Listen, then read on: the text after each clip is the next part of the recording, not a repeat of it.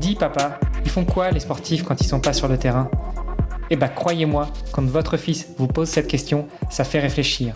Surtout quand on sait que pas mal d'entre eux jonglent avec un ou plusieurs jobs pour pouvoir joindre les deux bouts. Et j'ai réalisé que beaucoup d'entre nous se posent la même question. C'est pour ça qu'il y a quelques années, j'ai décidé de lancer le podcast Dans les vestiaires pour plonger dans cette double vie. Parce que derrière chaque athlète, il y a une histoire et parfois un autre métier. À peu près au même moment, j'ai rejoint ePlayer, un cabinet de recrutement spécialisé dans les recherches critiques. Alors moi, je suis recruteur tech et avec mon associé, on aide les entreprises à trouver les perles rares, mais on accompagne aussi les entités qui veulent définir ou redéfinir une politique de recrutement. Et je peux vous dire que des sportifs de haut niveau, croisés au gré de nos chasses de candidats, on en a vu un sacré paquet. Et oui, parce que, encore une fois, vivre de son sport n'est pas si facile quand on n'est pas installé au plus haut des podiums depuis des années. Et encore, comme une marque bien installée, il faut y rester et se réinventer sans cesse. Du coup, à travers les histoires inspirantes de mes invités, je vous propose de découvrir comment on peut répondre à nos enfants qui se demandent encore ce que font toute la journée ces sportifs de haut niveau. Parce que oui, entre sport et entrepreneuriat, il y a beaucoup de points communs. Et avec les JO de Paris qui approchent, c'était le moment de redonner vie à ce podcast. Alors restez après l'épisode, je vous donne tous les détails sur notre invité et je vous invite à aller voir la page sur le site vestiaire.org pour pouvoir le soutenir dans ses projets. Allez, c'est parti pour un nouvel épisode. Salut les sportifs, c'est Armano et je suis très heureux de vous recevoir comme d'habitude pour un nouvel épisode du podcast Dans les vestiaires. Aujourd'hui, on inaugure un petit peu ce format puisque je suis en face à face avec mon invité, mais pas par caméra interposée. J'ai la chance d'être en face de Mehdi Meknesh. Salut Mehdi.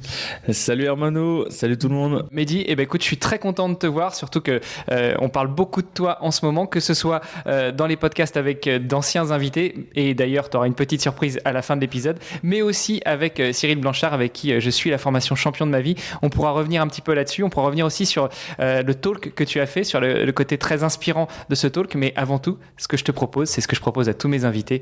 Je te demande de te présenter. Donc, dis-nous tout. Qui est Mehdi Meknesh ? Alors déjà merci pour tes mots en amont, ça me touche, ça fait très plaisir de savoir que mes passages ou mes talks ou mon nom arrive à inspirer, à accompagner et à aider certaines personnes. C'est d'ailleurs le but et l'idée.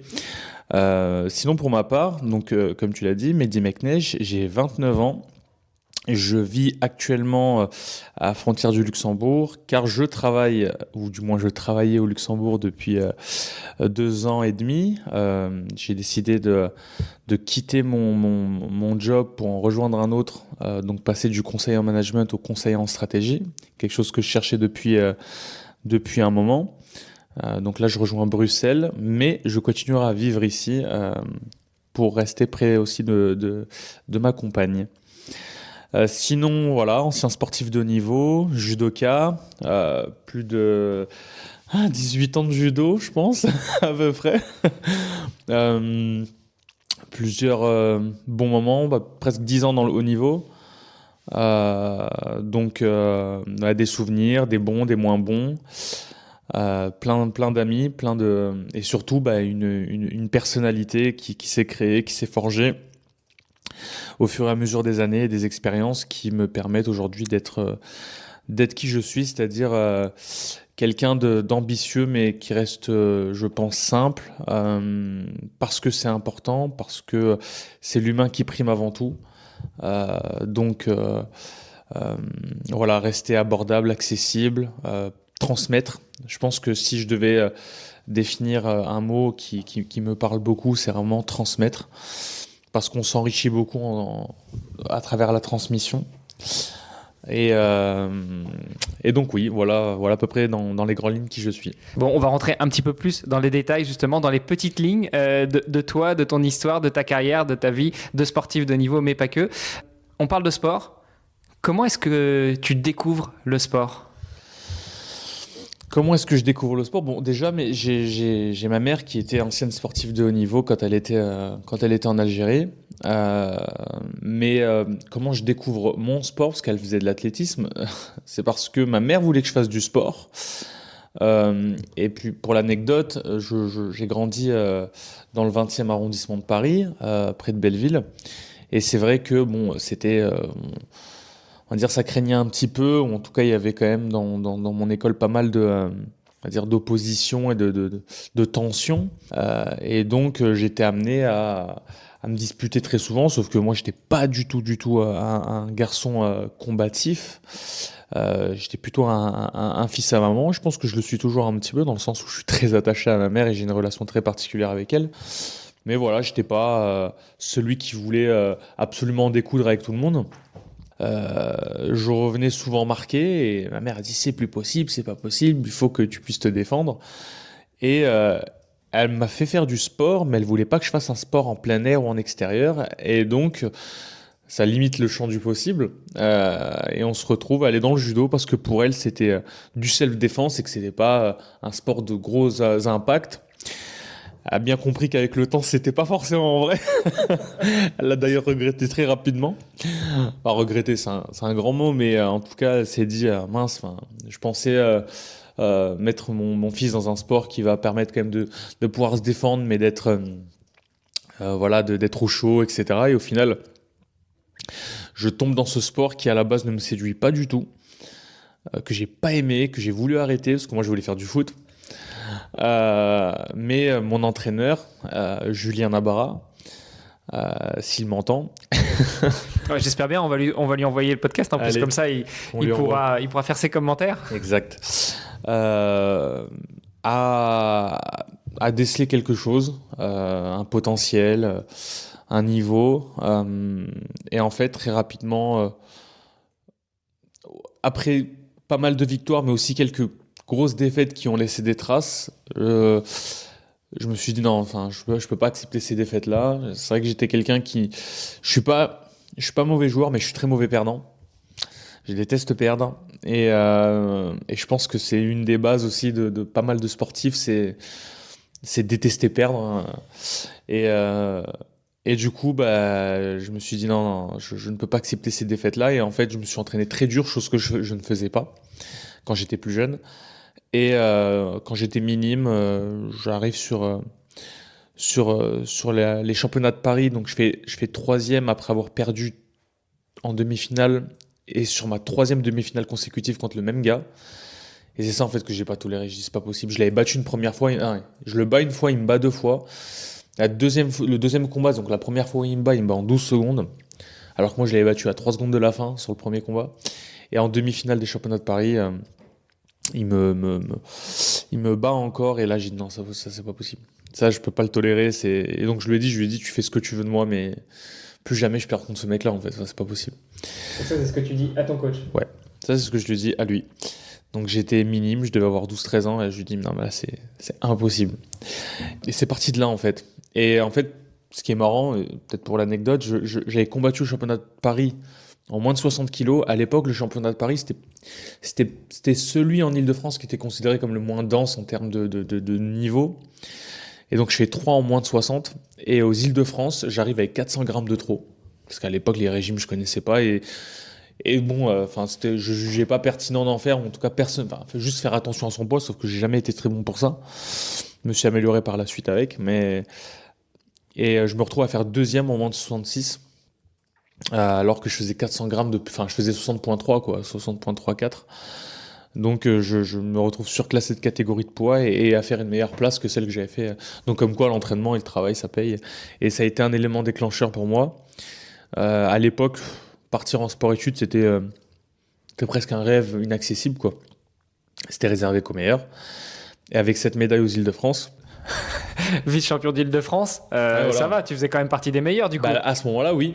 Mais bon, ça, je devais être en 4e quand c'est arrivé, donc au collège. Sauf que je me rappelle des années 6e, 5e, etc. Sport-études, c'est incroyable. Ah, mais sport-études, c'est que le top du top des meilleurs, etc. Et jusqu'en quatrième, avant que je fasse cette médaille, c'était encore. Mais c'est vrai que ça a ouvert le champ des possibles d'avoir fait cette première médaille, de voir toutes ces personnes-là autour de soi, en fait, sur toutes les catégories de poids des podiums partir en sport-études. Je dis, bah, en fait, moi aussi. Et j'y suis pas parti directement. J'ai voulu terminer le collège dans lequel j'étais. C'était un bon collège avec un bon niveau et surtout, je me sentais pas prêt à partir directement en fait. J'avais 13 ans, ma mère, inconcevable je pense de partir directement et surtout mon entraîneur qui me dit fais encore une petite année au club, ça va pas te faire de mal, etc. Je ne sais pas ce qui serait passé si j'étais parti en sport-études dès ma première année. Peut-être que j'aurais moins bien fait, peut-être que je me serais cramé, peut-être que... Surtout qu'à l'époque, on pensait que le sport-études, c'était la voie royale. Or, le temps nous a montré, surtout ces dernières années, nous ont montré qu'il y a pas mal de personnes qui se sont sorties sans passer par l'épaule. Euh, donc, euh, donc oui, donc j'y suis allé et en fait, de là, ça a déroulé. Première année qualifié au championnat de France en cadet, derrière première médaille de l'histoire au championnat de France de mon club. Première médaille d'ailleurs, c'était la première médaille aux Îles-de-France de l'histoire de mon club. Ensuite, première médaille au championnat de France. Ensuite, départ en pôle France. Plusieurs médailles en championnat de France par équipe, championnat de France FSGT, universitaire. Et voilà. Et ensuite, d'autres rêves qui sont créés. Ensuite, une double nationalité qui a joué parce que j'ai tenté ma chance avec l'équipe nationale algérienne pour les Jeux de Rio. Des blessures. Des blessures, des blessures, des blessures. C'est un sport qui amène beaucoup de blessures, je trouve. Voilà, avis personnel, des blessures qui ont fait beaucoup de mal, mais qui au final rendent plus fort parce que la bonne vieille expression ce qui ne tue pas rend plus fort est vrai, mais il faut quand même arriver à capitaliser sur ces échecs ou sur ces difficultés pour que ça rende plus fort. Parce que j'ai connu des gens aussi que ça n'a pas rendu plus fort et au contraire ça a vulnérabilisé. Et ça, je pense que c'est un problème qu'on n'aborde pas assez dans le monde du sport. On commence à l'aborder, je l'entends très souvent maintenant et ça me rappelle un superbe article d'un ami qui s'appelle Pape Doudou Ndiaye, qui était dans ma catégorie de poids à l'époque. On s'est tiré quelques bastons ensemble, qui lui a eu un parcours superbe. Enfin, il a fait médaille au championnat de France, au championnat du monde junior, et qui lui parle beaucoup en fait de ses difficultés, de la psychologie, du manque de soutien et de l'impact en fait des blessures, du moral, du mental sur le sportif. Et donc là, je lui passe une petite dédicace s'il l'entend aussi. C'était enfin, son article et son post était vraiment impactant et inspirant et je l'ai soutenu à 200% parce que, comme je le disais au début, c'est de l'humain avant tout. Et on a tendance à l'oublier dans une ère où il y a beaucoup d'IA, etc. Ça reste de l'humain avant tout à chaque fois. Donc voilà pour la petite histoire. On pourra revenir un petit peu après sur l'après-judo. Ouais. On va y rester, mais avant, tu parles là justement de ce côté humain, de ce côté blessure et l'impact que ça peut avoir sur le mental.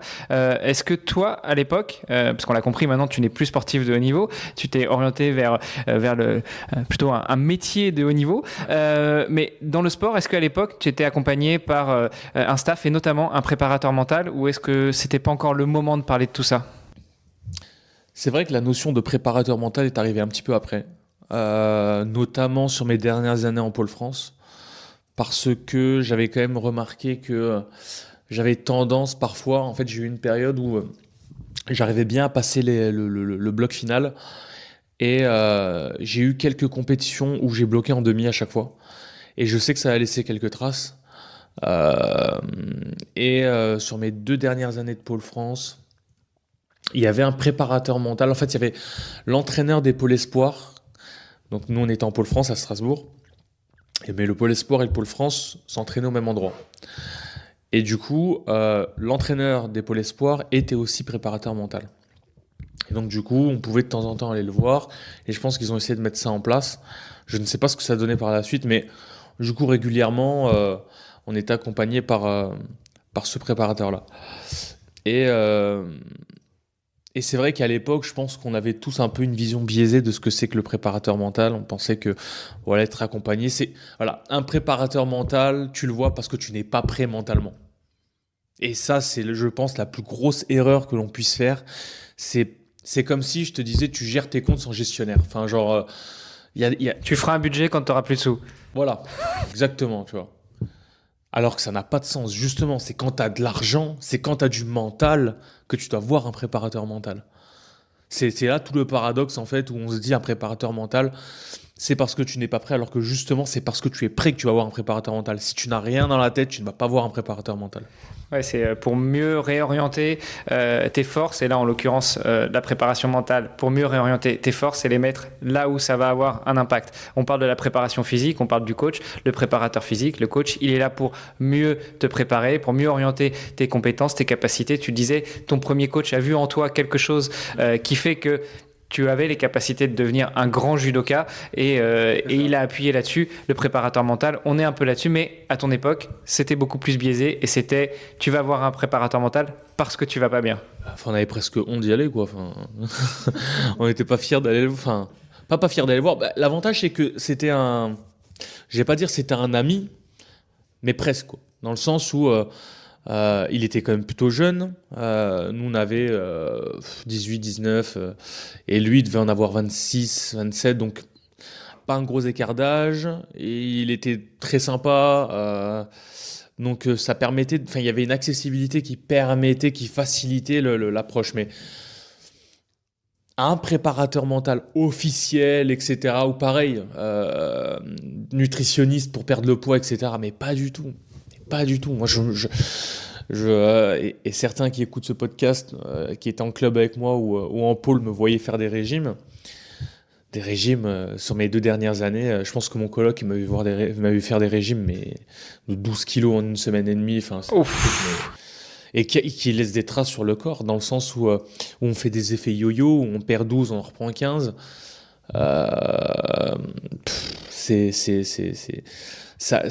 En fait, on se rend pas compte que quelques années dans le haut niveau, mal géré, et encore j'ai de la chance parce qu'au final, j'ai plutôt bien géré ma sortie et ma transition plutôt, mais je sais pas en fait, je sais pas si c'était si bien géré que ça en fait, je sais pas, mais en tout cas j'ai réussi à le faire. Et on se rend pas compte en fait des séquelles que ça laisse physiquement sur le corps. Là, j'ai les genoux, je me suis fait infiltrer les 2 genoux, infiltration PRP en décembre. Parce que, parce que tu te blesses plus simplement, plus facilement, ton corps est plus vulnérable.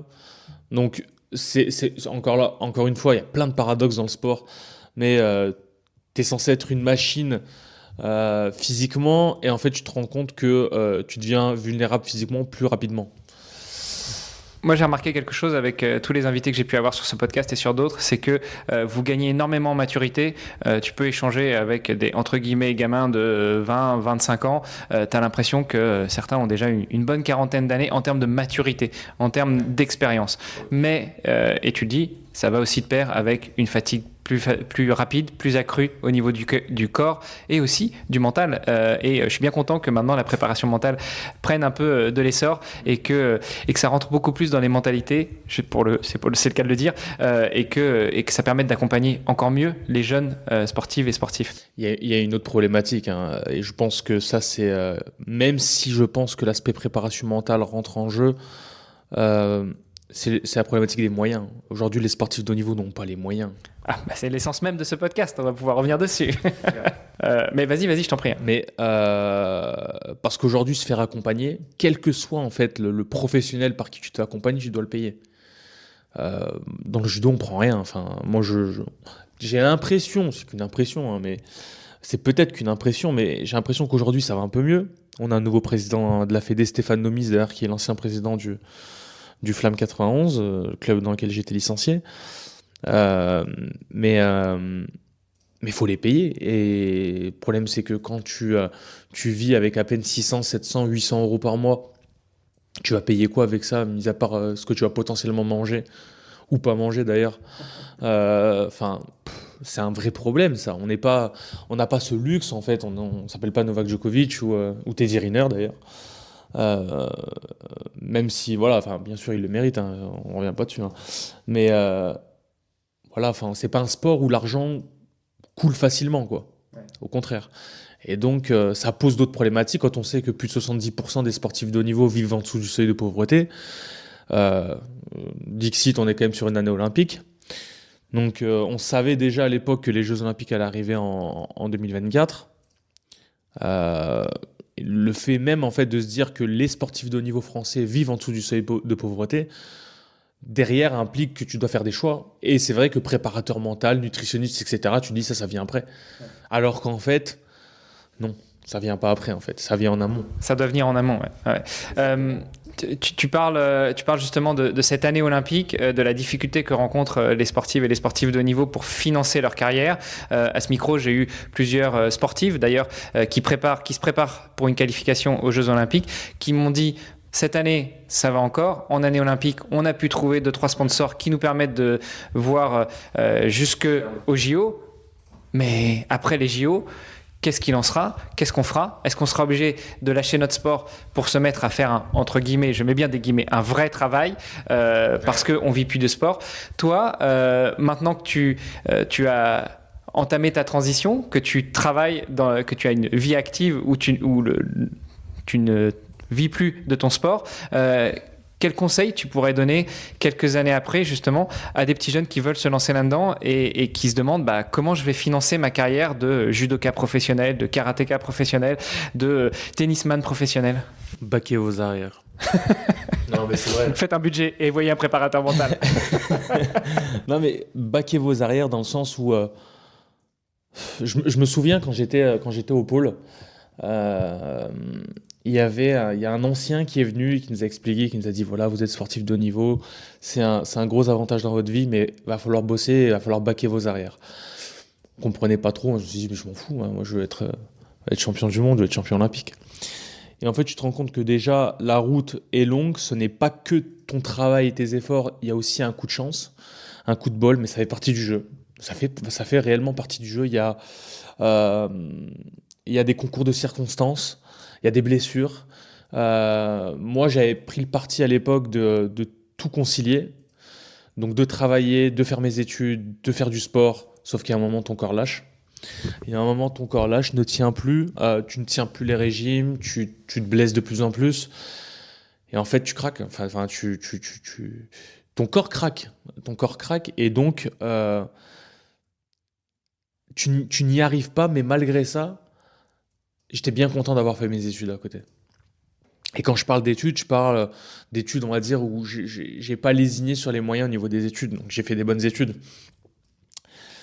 Et ça, c'est peut-être la tendance. Je me souviens, tu me fais penser à quelque chose.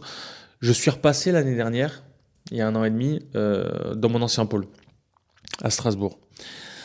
Et je me souviens, comme si c'était hier, d'avoir posé la question, mais parmi vous, qui pense être champion olympique ?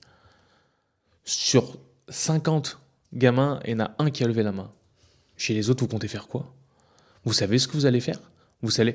Et donc, au final, il y en a un qui vient me voir après ça, un peu curieux, qui me dit bah ouais, en fait, t'as raison. Enfin, ce que tu viens de me dire, enfin, ça a fait un petit déclic. Je ne sais pas trop quoi faire, etc. Le mec, il était en filière S.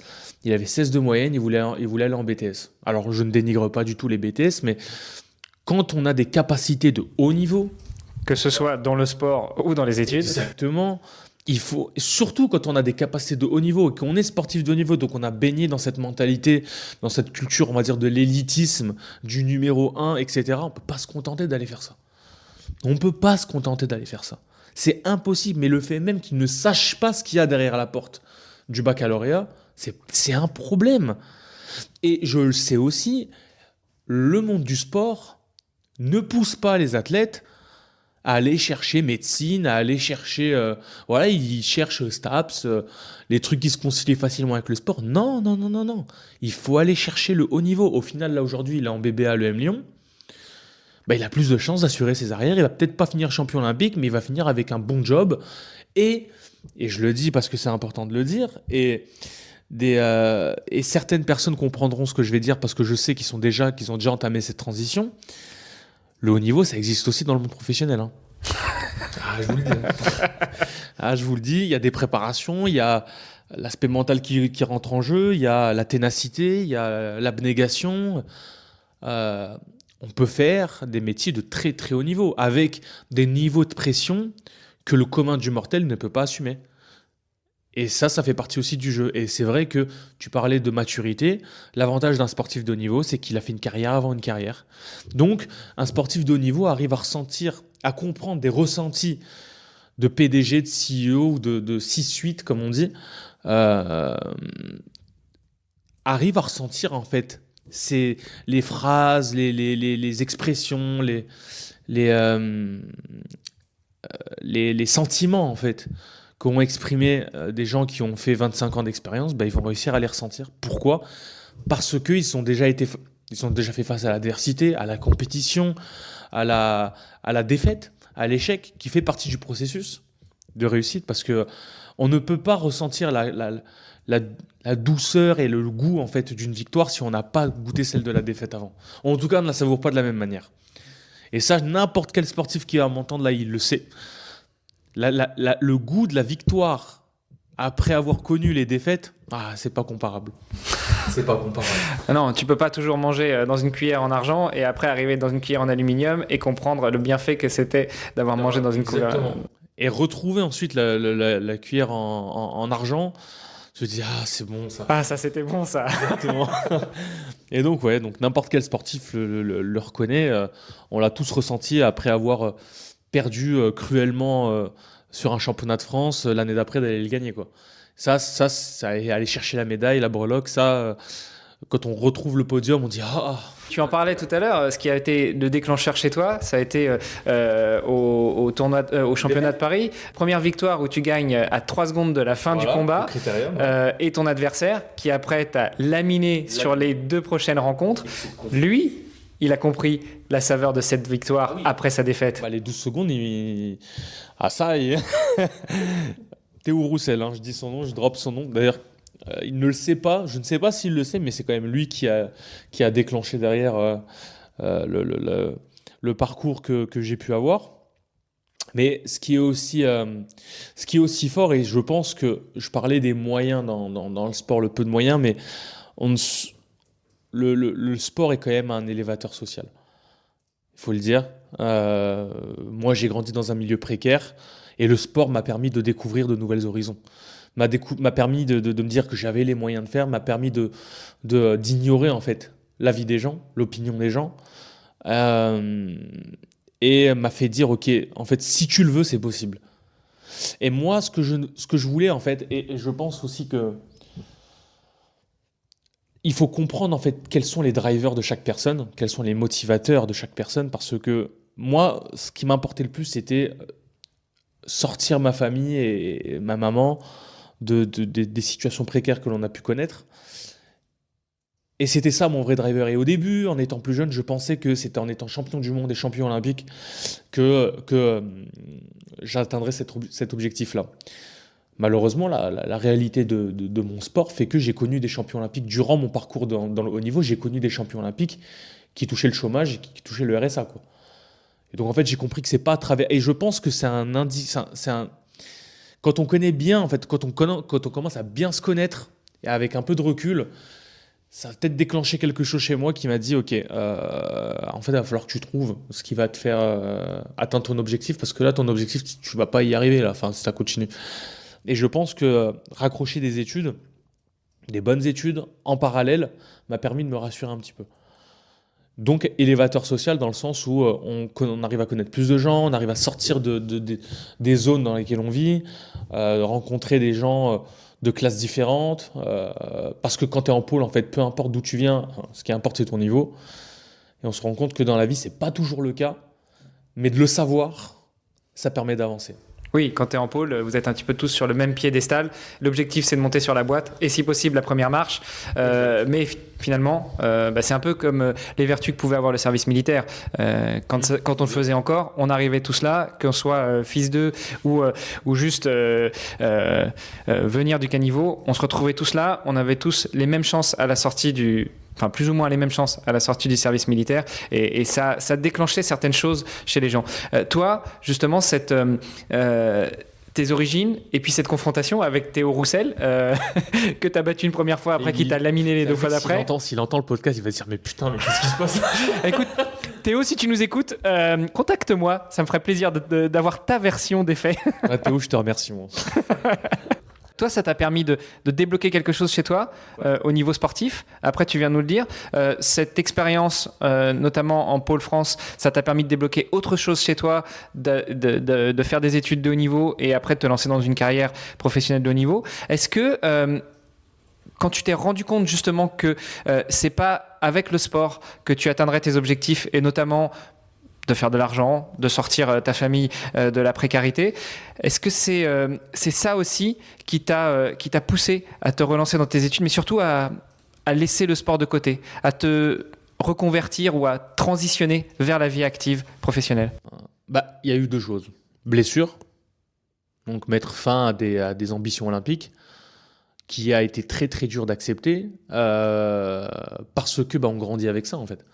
Parce que n'empêche que on réalise peut-être après 15 ans que c'est pas le sport qui va mettre le pain dans ta bouche, en tout cas pas forcément, mais n'empêche que pendant 15 ans, t'es arrivé d'être champion du monde ou champion olympique. Et il faut l'accepter que ce ne sera pas le cas. Donc au final, ça a été super dur, très dur de l'accepter, mais en même temps, il y avait une petite voix dans ta tête qui te dit, en tout cas qui doit te dire et qui au bout d'un moment finit par vraiment te le dire, il va falloir que tu te ressaisisses parce que là, ça s'arrête pas là en fait. T'es qu'au début du chemin en fait. Et donc, à partir de là, tu essaies de comprendre comment je peux capitaliser en fait sur tout ce que j'ai appris parce que c'est pas perdu. Au contraire, c'est gagné en fait. C'est à moi, c'est bon. Les titres que j'ai eus sont à moi. Les expériences que j'ai eues, les rencontres que j'ai eues, tout ça, c'est à moi en fait. Personne ne me les enlèvera. Les médailles que j'ai, on me les enlèvera pas. Les défaites que j'ai eues, on me les enlèvera pas non plus, malheureusement. Mais voilà, on ne m'enlèvera rien du tout. Donc tout ce que j'ai, je l'ai. Comment je compose avec? Et donc c'est vrai que avoir compris que je n'atteindrai pas mon objectif final, le tout dernier, c'est-à-dire être bien financièrement, te pousse en fait à prendre des choix. Et au final, ces choix, tu ne peux pas les regretter, même s'ils mettent fin à des ambitions que tu avais ou que tu as toujours eues. Parce que l'objectif n'est pas de réaliser tes ambitions, l'objectif c'est d'atteindre l'objectif en fait. Voilà. C'est d'aller chercher en fait ton titre à toi.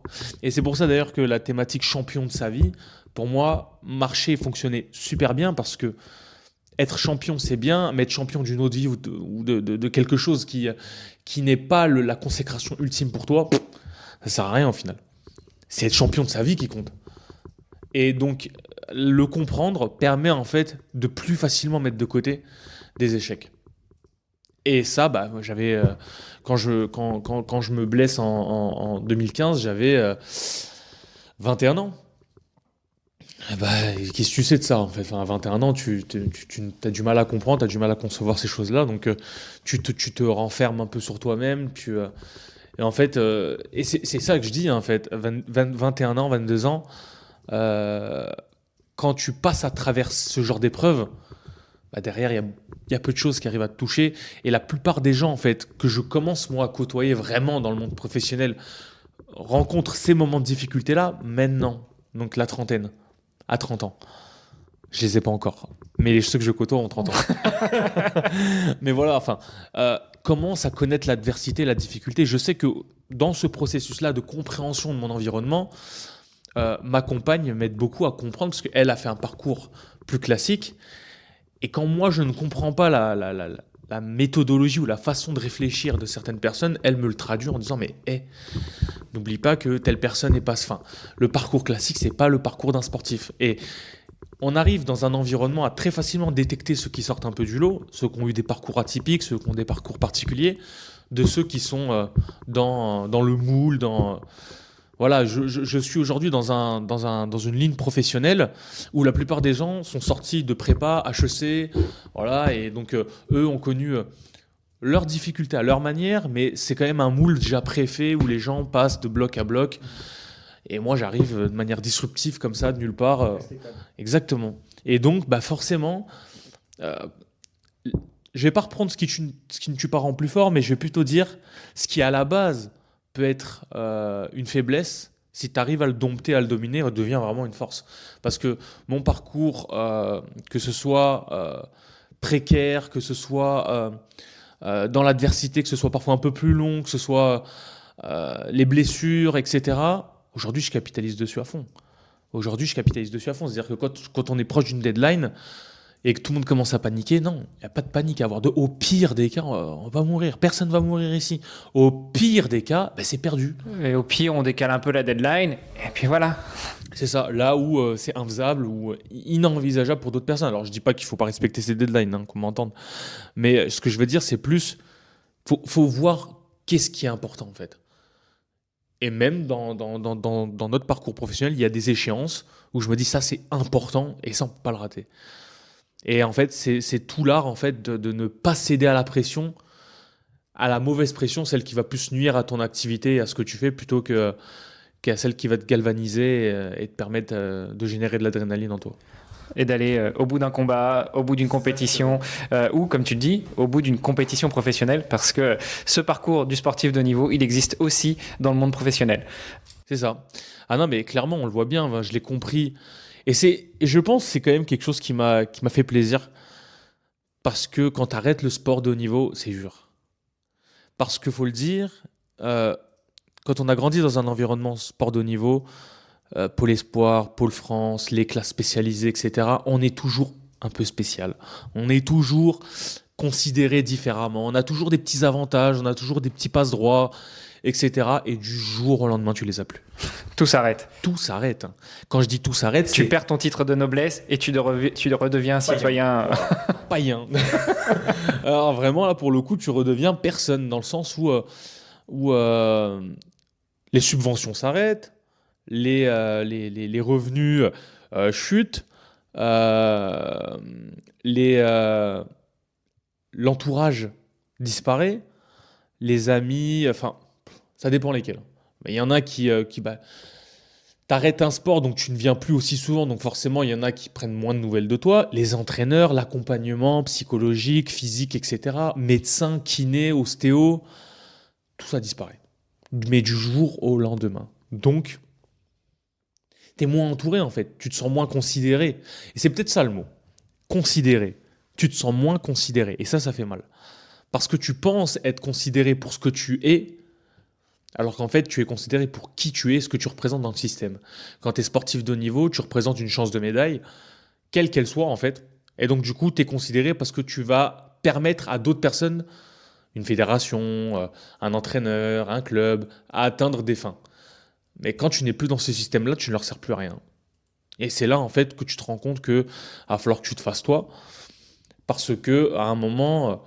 Et le savoir, c'est important, parce que même si tu décides de rentrer dans ce système-là, parce que bon, le monde professionnel, c'est la même chose. Hein. Que tu sois indépendant ou que tu sois salarié, tu permets à des collaborateurs ou à des collègues ou des supérieurs d'atteindre des fins.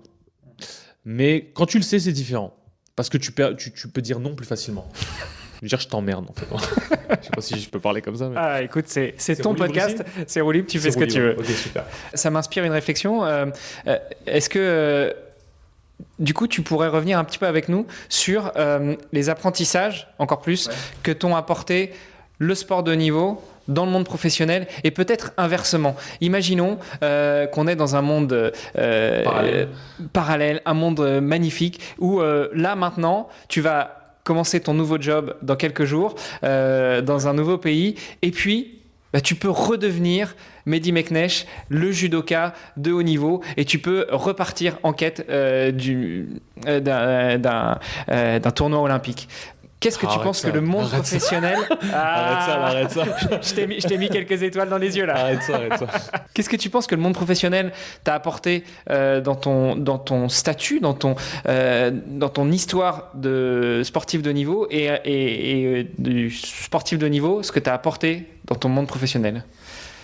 Alors, je vais prendre tes questions par étapes. Si on était dans un monde parallèle et que je pouvais aussi, à côté, reprendre une activité, on va dire, à haut niveau, je serais beaucoup plus apaisé. Parce que j'ai pu me montrer ce que j'étais capable de faire dans le monde professionnel, un monde qui, lui, me permet de manger. Je reviens juste sur ce que tu as dit. Tu as dit, j'ai pu me montrer. C'est-à-dire pas montrer aux autres. C'est me montrer à moi ce que je suis capable de faire dans ce monde professionnel. Me montrer à moi. Et une fois que je me suis montré à moi, là, je peux dire, bon, maintenant que je me le suis montré, je peux le montrer aux autres. Mais ce que je veux dire, c'est que, oui, parce qu'à un moment, c'est les autres gens qui te payent. Hein, c'est pas... Donc, il faut montrer à un moment à quelqu'un, quoi. Mais ce que je veux dire, c'est que t'as des achievements, en fait. T'as accompli des choses. Et je pense que c'est important parce que c'est générateur de confiance. Parce que quand tu viens de nulle part et qu'en plus, tu vois que ce que tu fais depuis des années n'est pas ce qui va te faire manger, à un moment, tu te dis, il va falloir que je le trouve, le truc, là. Et il va falloir que je le trouve, il va falloir que je montre que j'ai le niveau. Et en plus de ça, un parcours sportif de haut niveau te fait prendre du retard en termes d'années. Et donc, il y a un moment, tu dois, rattraper ce gap et deux, aller chercher ton objectif. Et je pense que si aujourd'hui, je reprenais le sport, je le reprendrais plus sereinement. Pourquoi ? Parce que je me dis, ok, bon, ça va être difficile financièrement, etc. Mais... j'ai déjà ça sur mon CV en fait, donc je peux revenir. Quitte à perdre une petite année ou deux, je peux revenir. C'est différent, mais ça n'a pas du tout le même impact. Et la même saveur, pour revenir sur ce que tu disais tout à l'heure. La victoire après la défaite, ça n'a pas la même saveur. C'est ça, tu viens plus apaisé là. Il y en a qui avaient besoin chacun avait un objectif, on va dire, bien propre à lui-même. Chacun a un objectif bien propre à lui-même. Et moi, je sais que comme mon objectif à moi, c'était être bien dans la vie, financièrement et du coup, pas que moi, mais aussi mon entourage, l'idée de ne pas faire vivre, par exemple, à mes enfants ou à ma famille ou à ma femme les mêmes situations que moi j'ai pu connaître plus jeune, le fait de savoir que c'est plus le cas, en fait, tu vois, mais d'autres, c'était des points différents. D'autres, c'était lié à des parents, lié à on va dire, une legacy, un héritage. Ouais, c'est ça, un héritage, en fait. Chacun avait son point, en fait. Moi, c'était celui-là. Donc, c'est vrai que je pense... C'est pour ça que je ne veux pas rendre universel ce que je suis en train de dire, dans le sens c'est pas applicable à tout le monde. Mais dans mon cas, à moi, bien propre à moi, oui. C'est vrai que c'est plus apaisant. En fait, tu te dis, j'ai réussi à me prouver à moi et à prouver au marché que j'avais ma place à ce niveau-là, en fait. Donc ça, c'est fait. Et là, tu te dis, vas-y, je peux remettre les pieds dans le tas. Peut-être un peu comme Nico, on en parlait tout à l'heure. Il a fait une pause et maintenant il reprend le judo parce qu'il a réussi à intégrer HEC, à montrer qu'il y était capable et à montrer au marché, entre guillemets, à la communauté, qu'il était capable d'avoir ce niveau-là. À chacun son degré. Ce que j'aime beaucoup, c'est que les jeunes de maintenant, on va dire, prennent plus conscience des difficultés, de nos difficultés qu'on a pu avoir. Moi, je sais que il y a des jeunes que je considère vraiment beaucoup, comme par exemple Sina, qui est judoka, qui a fait Bretigny, qui a fait Strasbourg, qui a fait l'INSEP, qui s'inspire en fait des anciens. Et je sais qu'on a une très, très belle relation, lui et moi, parce que quand il est sorti de Strasbourg, j'ai tenu à l'accompagner, à lui dire, écoute, tu vois là, tout ça, tu le fais pas. Fais pas ces erreurs-là. Quitte, fuis, fais ci, fais ça. Enfin, viens là d'abord, ensuite va là, parce que moi, j'aurais voulu qu'on me le dise. Moi, j'ai dû tâtonner et trouver tout seul. Et ça, c'est dur, hein, parce que tu sais pas, en fait, si tu vas dans le bon ou... En tout cas, tu vas dans ce qui te semble être le mieux. Mais... personne n'était là pour me dire ah non mec là l'école dans laquelle t'es elle est nulle, enfin genre je sais pas, genre tu suis les pauvres classements que tu vois et Et en fait, à un moment, tu te rends compte que non, en fait, je pense pouvoir aller plus haut, je pense pouvoir chercher mieux, je pense pouvoir dépasser en fait certaines limites que l'on m'a fixées. Et tu reproduis un modèle, et c'est là, en fait, je voulais parler de ça pour revenir sur ta question initiale qui était quels sont les enseignements que tu tires du sport ? C'est ça, en fait. C'est beaucoup plus simple maintenant pour moi d'aller repousser mes limites qu'avant. Avant, tu avais un consensus autour de toi, que ce soit un corps médical ou un corps parental ou d'adulte, en fait, qui fixe les limites pour toi. Et tu es censé y croire parce que eux sont grands et toi, tu es petit. Donc, par défaut, tu penses qu'ils ont raison. Alors que non, ils n'ont pas raison. Ils n'ont pas raison. Et pour être honnête, la plupart du temps, ils n'ont pas raison. Ma mère, que j'aime plus que tout, qui le sait très bien, avait beaucoup d'opinions et d'avis qui étaient erronés, qui n'étaient pas bonnes, en pensant bien faire pour moi, que je n'ai pas écouté, qu'au final, ont été un salut pour moi. Peut-être petite anecdote, quand j'étais en seconde, je suis passé en seconde S, en première S, alors que moi je voulais faire une ES. Les professeurs ont décidé que je n'avais aucun avenir en ES et m'ont fait passer en S parce que j'avais très bonnes notes dans les matières scientifiques. J'étais pas d'accord parce que moi c'est pas ce que je voulais faire. Ma mère rêvait que d'une chose, c'est que je sois médecin, donc S c'est ce qu'il faut faire.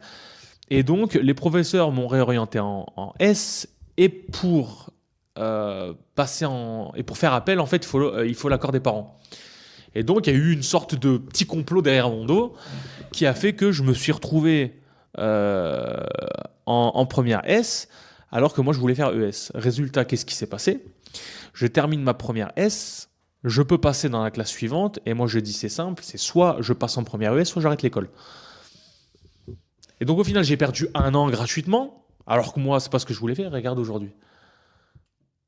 Ouais, j'ai eu mon bac avec mention bien, 15-6, je me suis régalé, j'ai tout déchiré, derrière j'ai fait une école, puis une deuxième, puis une troisième, tu vois.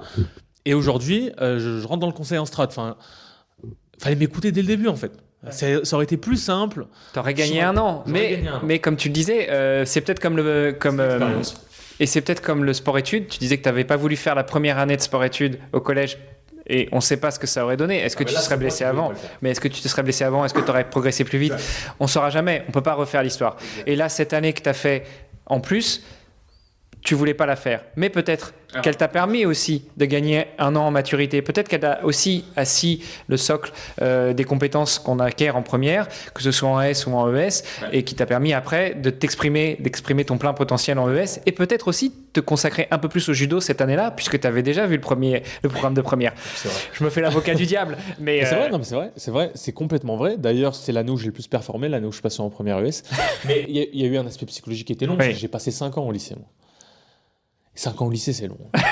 Je peux te dire que c'est long parce que quand tu arrives, normalement c'est 3 ans, quand tu arrives à ta 3e année que tu dis je suis à la moitié, là, j'ai cru ne jamais sortir du lycée Pasteur. Hein, ça, j'ai cru ne jamais en sortir. Mais ce qui est vrai, c'est que ça m'a permis surtout de savoir ce que je ne veux pas. Et c'est hyper important de savoir ce que tu ne veux pas, tout comme c'est hyper important de savoir ce que tu ne peux pas. C'est hyper important. Savoir ce que tu ne peux pas faire, connaître tes limites. Parce qu'il faut connaître ses limites pour aller les repousser. Hein. Si tu te persuades que tu es capable de le faire, alors qu'en fait non, tu vas aller chercher des limites encore plus haut, en fait tu vas te cramer et tu vas tomber, tu vois. Donc savoir ce que tu ne veux pas, c'est aussi important que savoir ce que tu ne peux pas faire. Et je ne peux pas être danseur étoile, voilà. Enfin, je ne peux pas et je ne veux pas. Donc on est bien. C'est bien, c'est aligné. C'est aligné, tu vois. Mais voilà, ça m'a permis d'asseoir ce socle-là. Mais n'empêche que le résultat, et je pense que c'est l'enseignement le plus important que j'ai tiré moi durant toute ma vie, c'était les gens pensent avoir raison sur toi, mais en fait, il n'y a que toi qui sais ce que tu es capable de faire. Et ça, j'en parlais dans mon talk. Il n'y a que toi qui sais ce qu'il y a à l'intérieur de toi. Que toi qui es capable de dire « Ok, ça je peux pas ».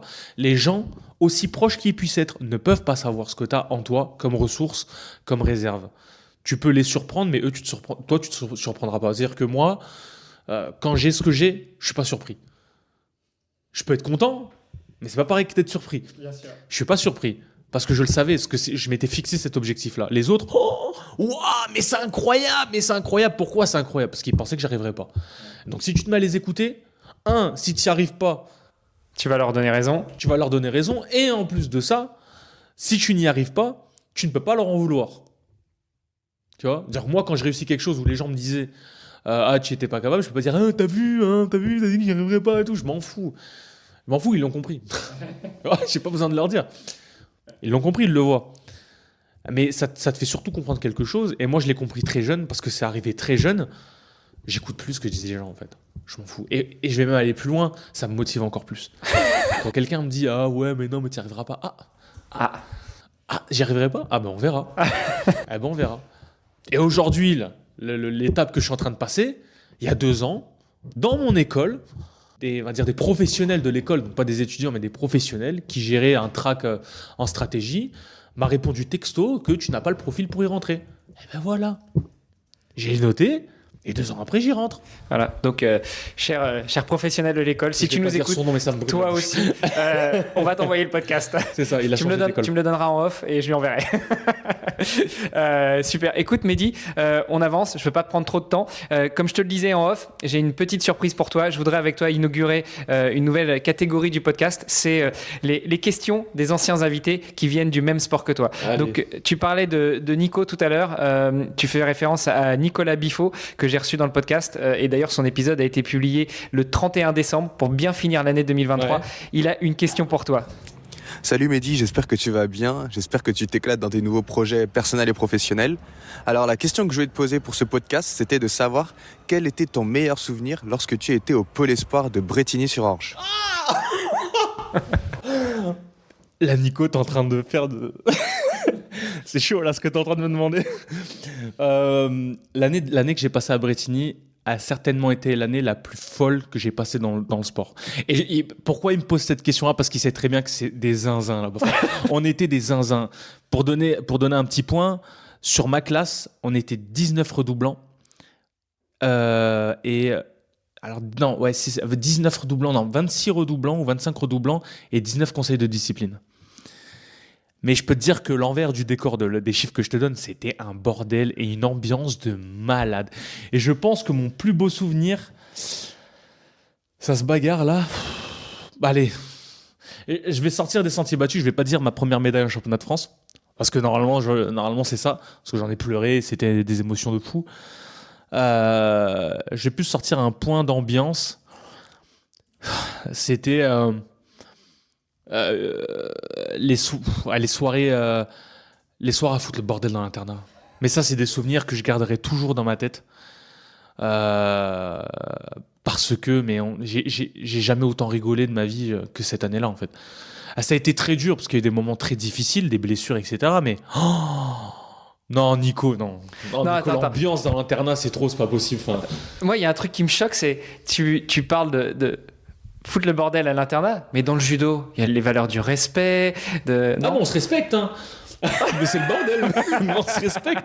C'est-à-dire que quand on se retrouve, en tout cas moi, on se retrouve devant le fait accompli, qu'on va se faire punir ou sanctionner, parce que j'ai été viré. Hein.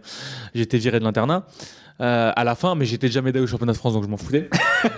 Voilà, pour ceux qui m'entendent, je le répète, je m'en foutais. Tu restes respectueux. Moi, j'ai jamais haussé le ton face à des profs, parce que j'ai été éduqué comme ça et parce que c'est notre sport et parce que derrière on prenait cher. Mais et puis Nicolas Motion m'aurait défoncé.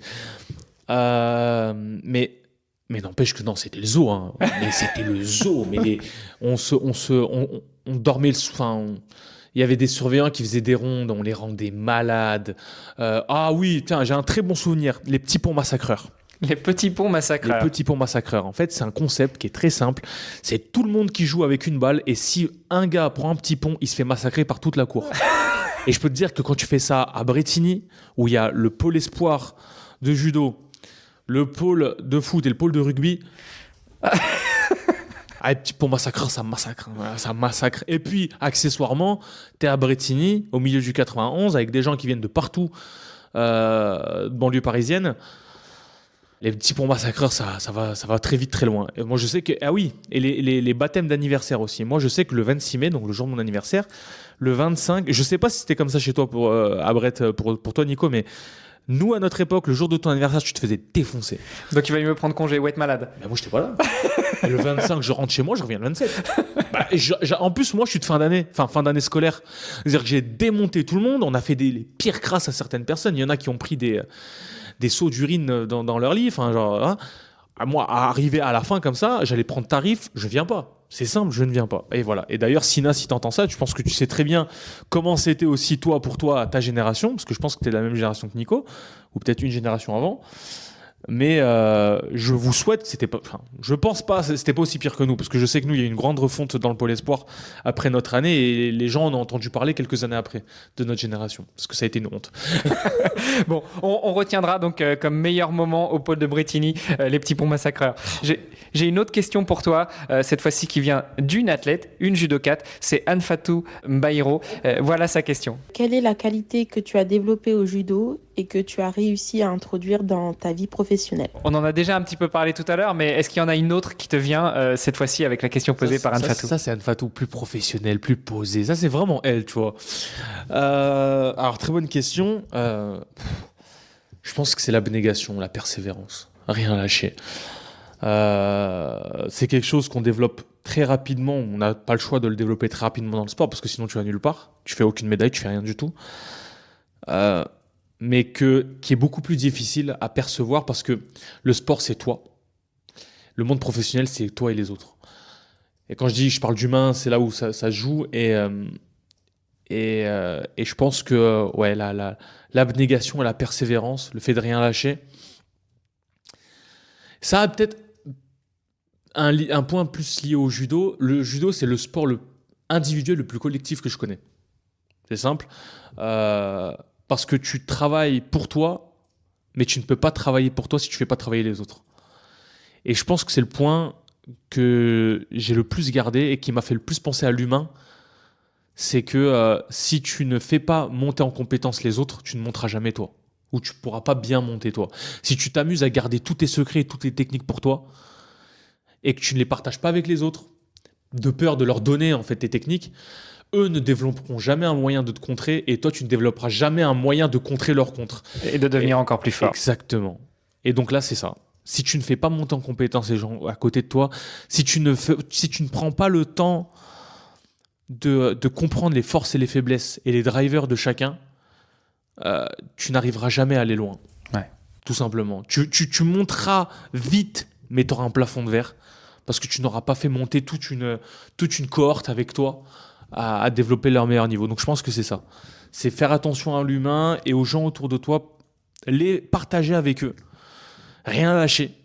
Même si tu perds, même si ça marche pas, même si tu te fais lourder de ta boîte, même si tu te fais détester par plein de gens, c'est pas grave parce que tant que tu gardes cette philosophie, il y a d'autres gens qui t'adoreront à côté. Donc voilà, partager et rien lâcher. Voilà, partager, rien lâcher. Tu sais quoi, partager, rien lâcher, c'est très bien. Voilà, c'est super. Mehdi, j'ai encore 2 questions pour toi. La première, je la pose à tous les invités. Si on retournait dans ce monde parallèle et tu pouvais revenir te mettre à côté du petit Mehdi qui va découvrir le judo. Tu sais, celui où maman te dit je veux que tu fasses un sport, mais t'es un petit peu mou, donc un sport peut-être de combat où tu vas apprendre à te défendre, mais un sport qui soit pas en plein air. Donc je vais t'emmener au judo. T'arrives là, toi tu voulais pas, et toi le Mehdi de maintenant, t'es à côté de ce petit Mehdi. Qu'est-ce que tu crois que le petit Mehdi de 4-5 ans dirait en te voyant, en sachant tout ce que tu as accompli et là où tu en es aujourd'hui? Qu'est-ce que lui dirait? Qu'est-ce que lui te dirait à toi? Qu'est-ce qu'il penserait de toi? Il serait super fier. Il dirait, mais je fonce, j'y vais, quoi. Non. Parce que je pensais que ta question, c'était qu'est-ce que je lui dirais. Trop facile, ça, trop facile. Qu'est-ce que lui me dirait s'il avait un film de tout ce qui a été fait? Il foncerait. Il foncerait encore plus. Il foncerait. Et j'espère qu'il aura bien regardé l'histoire de sa vie future pour ne du coup être meilleur encore. Et foutre encore plus le bordel à l'internat. Aussi. Aussi, parce que quitte à être viré, autant vraiment foutre le bordel, parce que je savais pas que j'allais être viré, moi. Quitte à prendre cher, autant prendre cher jusqu'au bout. Exactement. À bien prendre cher, en fait. Tu vois. Ça marche. Et puis, dernière question, écoute, elle est très simple. Où est-ce qu'on peut te suivre? Où est-ce qu'on peut rentrer en contact avec toi si on veut en savoir encore plus? Si on veut découvrir ton fameux triangle des Bermudas. C'est un bon truc que tu me dis, parce que là, j'avais pensé à publier, moi, cette vidéo. Et en fait, le truc qui m'a le plus empêché de la publier, c'était que sur 17 minutes, j'avais la flemme de faire les sous-titres. Sauf que maintenant, il y a de l'IA qui fait les sous-titres pour toi. Donc, je vais la publier. Donc, je vais me faire un compte YouTube pour la publier. Donc, je vais travailler la vidéo et ensuite, je vais la publier. Mais je vais aussi couper des extraits et mettre sur LinkedIn et différents supports. Mais ouais, LinkedIn, déjà. Premier support où on peut me retrouver. Mais aussi, pour ceux qui sont judokas, il y a Instagram et YouTube bientôt, voilà. Ok, super. Bah écoute, nous on mettra ça de toute façon dans toutes les notes de l'épisode. J'avais donné un challenge à Nico Bifo qui se lance aussi dans la création de contenu avec une chaîne YouTube. Je lui avais dit que je publierais le podcast uniquement une fois qu'il aurait publié 2 vidéos. Donc je te donne le même style de challenge. Je publierai ce podcast quand tu auras publié ta vidéo sur ton compte YouTube. Ça marche? Ok, j'ai pas le choix même. Ah voilà, maintenant t'as un objectif. Merci beaucoup Mehdi pour ce moment qu'on a passé ensemble. Je te souhaite bon courage pour la suite. Bonne continuation. Merci à toi. Bon voyage pour ton nouveau boulot. Et puis, on suivra avec attention la suite. Et moi, je reste accroché à ton talk sur la méthode Bermuda. Sur le cercle des Bermudas. Ça m'a beaucoup inspiré. Ça me parle beaucoup. Ça allait faire autant d'effet. 3 ans après. Et comme tu l'as dit la dernière fois quand on a eu l'occasion d'échanger avec Cyril Blanchard, avec d'autres formés dans la formation Champion de ma vie, tu t'en rendais même pas compte, mais en fait tu es un des supports de la formation. Donc, je savais pas du tout. Et pour te donner une anecdote sur le triangle des Bermudas, comme le disait à chaque fois Cyril et Salah, donc ils nous ont formés sur Champion de sa vie. Il y a le talk, et ça c'est important, tu dois le savoir toi. Il y a le talk que tu veux faire, il y a le talk que tu vas faire, enfin que tu fais, et le talk que tu voulais faire. Et bien travailler son talk, ça te permet en fait de pouvoir improviser quand tu es sur scène. Et quand tu vois mon talk, tu vois qu'il y a eu de l'impro. Il y a eu de l'impro, mais je connaissais tellement mon sujet que je pouvais me permettre de faire 8 versions différentes, que ça resterait impactant. Et le triangle des Bermudas, je l'ai fait dans le train avant d'arriver à Lyon. C'est-à-dire que j'ai travaillé mon talk et j'ai incorporé cette notion du triangle des Bermudas peut-être moins de 24 heures avant. Et c'est le truc que tout le monde a retenu. C'est incroyable. J'ai travaillé mon talk pendant 1 an et tout le monde a retenu ce truc que j'ai fait à la dernière seconde. Ouais, mais parce que le talk en lui-même est inspirant, mais cette image du triangle des Bermudas, ça met en lumière finalement en une image ce que ton talk raconte. Exactement. Un Bermuda pour être bien dans la vie. Non, c'est ça. Merci beaucoup encore Mehdi. Bonne continuation. Merci à toi aussi.